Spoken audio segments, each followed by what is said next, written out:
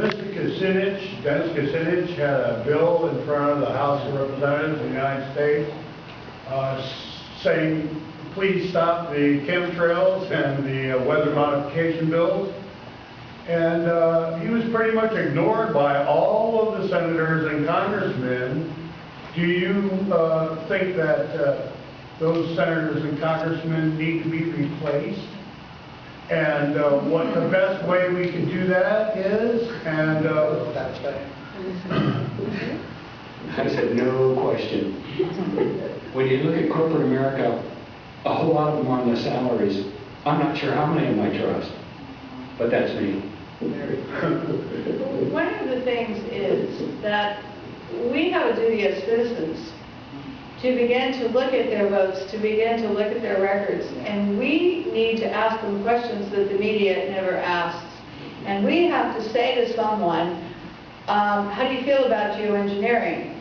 Do you want particles and chemicals into the atmosphere that are going to have problems with the environment, going to reduce the amount of direct sunlight reaching the earth?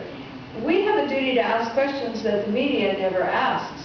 And Congressman Thompson, I'm going to be quite honest with you, my congressman in Mendocino County, when he was first approached about the Navy issue in February 2009, he knew about it and he never told the citizens of his county, any of his constituents, that he knew about this. And we found out that he knew. And I can tell you two things that happened. The first was that his staff accused all of us of being unpatriotic because we wouldn't support the Navy in bombing all the marine mammals without preserving any areas. So that we overcame that very quickly. And then the second thing that happened is he was up for re-election. And so the suggestion became that we weren't going to elect him or re-elect him for dog catcher unless he stood up for us. And people said this, and when he went to his spaghetti feeds and he came to ask us for his vote, boy, did we stand up. And I'll tell you, it made a difference. But there was something else that happened that I found that was fascinating, is that when he had to stand up for us or not be re-elected, he found out that there was some things going on that he didn't like himself, and he actually challenged the Navy. And he was not happy with some of these issues. And he's still standing for us right today with the issue that's going on. He's going to go not be representing our district anymore because we're getting a new person. But I'd much rather have him representing our district right now because he stood up for us. Yeah. Even though we had to say when he came home and had his spaghetti feeds that we weren't going down this path and that he better stand up for us. So your elected officials are going to come home.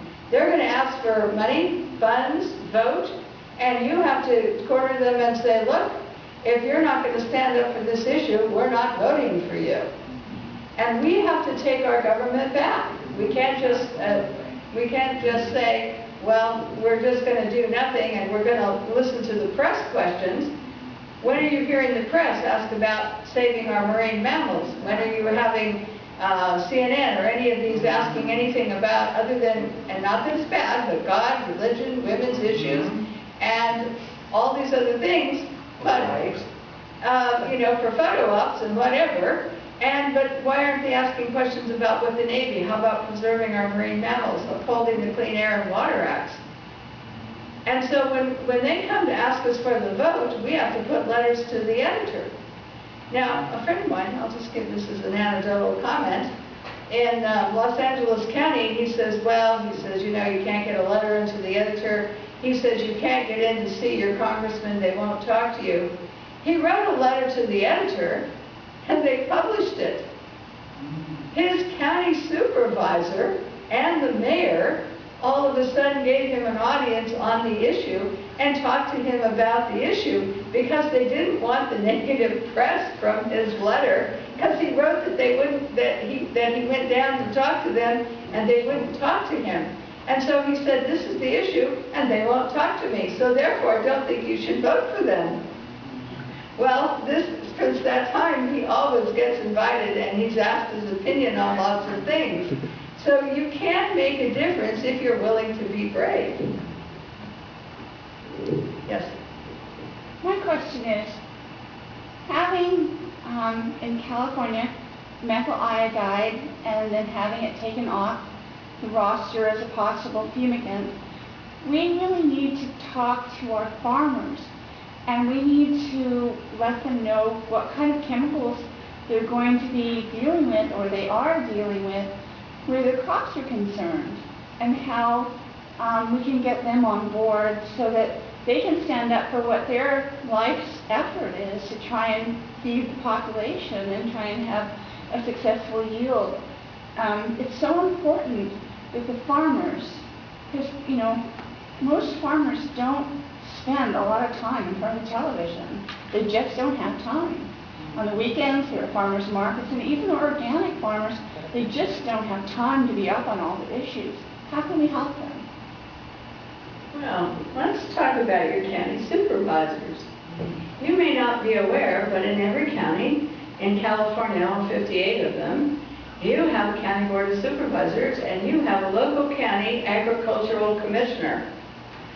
And you have some power because he approves those pesticides and herbicides that the farmers use county by county and in your county. Your county supervisors have some say. And I can say something else here too. Mendocino County bans 2,4-D use by Caltrans on its roadside. It's the toxic herbicide I was talking about before. Along our roadways, they have to mow, they can't spray. We banned in 2004, we put a ballot measure on, and we banned GMOs from our county. No seeds, no crops, no nothing coming into our county, and it's enforced by the agricultural commissioner. What you can do is at the local level, your voice can become very powerful, because all of a sudden you organize with the facts and you start to bring this to public attention, and you're going to find that change is made. And if they say, well, I don't support that, well, in Mendocino County, we took a couple of people who were on the board of supervisors, and they're no longer there. So you can put it on the ballot as a ballot measure in a county. You can do a lot of things to get their attention.